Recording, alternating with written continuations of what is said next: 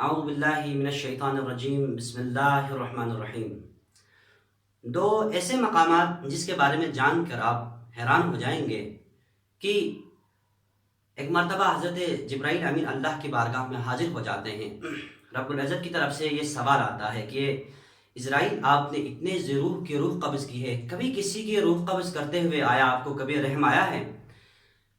تو یہ سوال آنا تھا۔ حضرت جبرائیل امین فرماتے ہیں کہ پروردگارہ، دو مقامات ایسے ہیں جہاں پر مجھے ان کے روح قبض کرتے ہوئے ذرا رحم آ گیا۔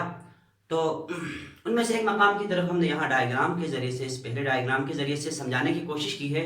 وہ یہ کہ پرانا زمانہ تھا جس میں لوگ بحری راستوں کے ذریعے سے سفر طے کرتے تھے۔ تو مسافروں کا ایک گروہ ایک کشتی میں سفر کر رہا تھا۔ سفر کے اثناء میں درمیان میں ایسا ہو جاتا ہے کہ سمندر میں طوفان آ جاتا ہے، جس کی وجہ سے کیا ہے، وہ کشتی تباہ ہو جاتی ہے اور اس کے ٹکڑے ٹکڑے ہو جانا شروع ہو جاتے ہیں۔ اس میں جتنے بھی مسافر تھے سب کے سب ڈوب جاتے ہیں پانی میں اور مر جاتے ہیں۔ البتہ اس میں ایک تختہ بچ جاتا ہے، اس تختے میں دو افراد بچ جاتے ہیں۔ ان میں سے ایک ماں ہوتی ہے، ایک ماں، اور اس کے ساتھ ایک چھوٹا دودھ پیتا بچہ۔ اس مرحلے میں اللہ کا حکم ہوا کہ اس کی ماں کی روح قبض کر دیا جائے۔ تو حضرت اسرائیل فرماتے، پروردگار، یہ وہ مرحلہ تھا جہاں پر اس چھوٹے بچے پر مجھے بہت زیادہ رحم آ گیا، جس کی وجہ سے، کیونکہ ایک چھوٹا سا بچہ، دودھ پیتا بچہ، لیکن اس کی ماں کی روح قبض کر دیا جائے تو گویا کہ اس کو مات دیا جا رہا ہے۔ تو یہ مرحلہ، اور دوسرے مرحلے کے بارے میں حضرت اسرائیل فرماتے ہیں کہ وہ شداد کی جنت کے حوالے سے ہیں۔ شداد کے بارے میں ہے۔ شداد جو حضرت ہود کے زمانے میں زندہ تھا، اس زمانے کا جو پیغمبر تھا حضرت ہود تھے۔ حضرت ہود نے شداد کو اسلام کی دعوت دی، اللہ کی وحدانیت کا اقرار کرنے کی دعوت دی۔ تو اس مرحلے میں شداد نے کہا کہ اے اللہ کے نبی پیغمبر، آخر میں اسلام قبول کروں، اللہ کی وحدانیت کو مان دوں، تو آپ کے اللہ مجھے اس کے عوض میں کیا کچھ دے گا؟ تو حضرت ہود علیہ السلام نے یہی فرمایا کہ آپ کو اللہ جنت سے نوازے گا۔ جنت کی نعمات کا یہاں پر شاید ذکر کیا۔ تو یہ سننا تھا، شداد کہنے لگا کہ مجھے آپ کے اللہ کی بنائی ہوئی جنت کی ضرورت نہیں ہے، میں خود سے دنیا میں یہاں پر ایک جنت تعمیر کر دوں گا، جنت بناؤں گا۔ لہٰذا اس نے، کہتے ہیں کہ اس جنت میں ہر چیز، ایچ اینڈ ایوری تھنگ وہاں پر اس نے مہیا کرنے کی کوشش کی۔ مثلاً سونے کی اینٹوں سے بنے ہوئے بڑے بڑے محلات بنائے، وہاں پر ہر قسم کی گرینری اور کیا ہے، ہریالی وہاں پر بچھائی، اور دودھ کی نہریں، شہد کی نہریں، کیونکہ یہ جو جنت تعمیر کی گئی تھی، محققین کے مطابق بعض کہتے ہیں کہ 300 سالوں پر محیط، یعنی 1000 وہاں پر مستری لگائے گئے تھے، جنہوں نے 300 سالوں میں یہ تعمیر کر دیا، کیونکہ پرانے زمانے میں لوگ 900 2000 سال تک بھی زندہ رہتے تھے، تو اس زمانے کی بات ہے۔ لہٰذا بعض محققین کا کہنا ہے یہاں پر 12 مہینے 1000 مستری، اور ان میں سے ہر ایک کے لیے 100 کیا ہے، مزدور دے کر یہ تعمیر کرائی گئی تھی۔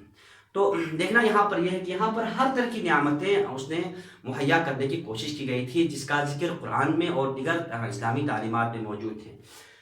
ہوا یہ کہ جب یہ تمام چیزیں تیار ہونے لگی تو آخری مرحلے میں وہ اس کو دیکھنے کے لیے، اپنی جنت میں بیٹھنے کے لیے وہاں پر جانے لگا۔ تو کہتے ہیں کہ جنت میں، اپنی جو جنت اس نے بنائی تھی، اس میں جانے کے لیے اس نے 1 پاؤں قدم اندر رکھا تھا اس کے گیٹ سے، لیکن ابھی دوسرا پاؤں رکھنا تھا۔ اللہ کی طرف سے اسرائیل علیہ السلام کو حکم ہوا کہ اس کی روح قبض کر دے۔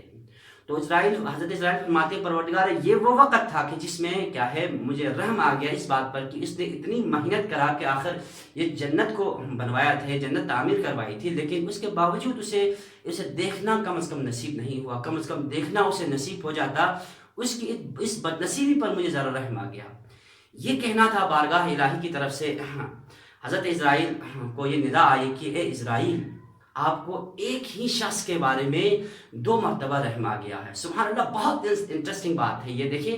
دیکھنا یہ ہے کہ ایک مرحلہ، کہتے ہیں کہ وہ جو چھوٹے بچے پر جو رحم آ گیا تھا، وہ کوئی دوسرا نہیں تھا، یہی شداد تھا۔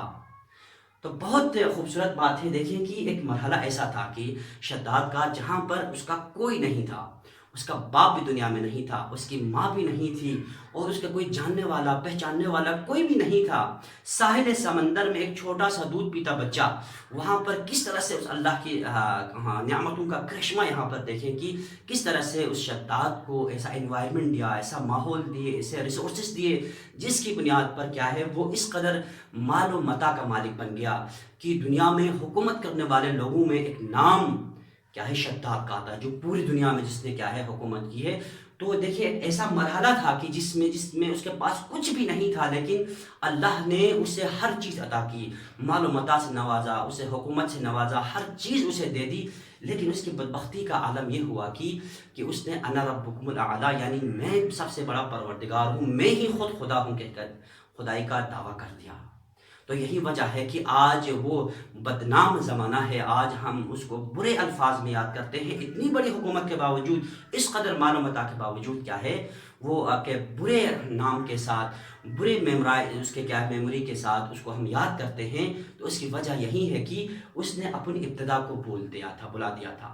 عزیزان، بس اب یہاں پر دیکھنا یہ ہے کہ اگر ہم چاہتے ہیں کہ ہم کامیاب ہو جائیں، ہمیں کامیاب زندگی گزاریں، تو یقین جانیے کہ ہمیں اپنے محسن کو نہیں بلانا ہے، اور خاص کر ہمیں اپنی بنیاد کو ہم نے نہیں بلانا ہے۔ جو شخص اپنی بنیاد کو بلاتا ہے، مثلاً کہ آپ آج بہت بڑا آفیسر ہے، بہت بڑے پوسٹ پر ہیں، تو اسے ایسا نہیں یقیناً کیا ہے اس مرحلے میں اپنے اس ابتدا کو نہیں بھولنا چاہیے کہ میرا سفر کہاں پر ہوا ہے۔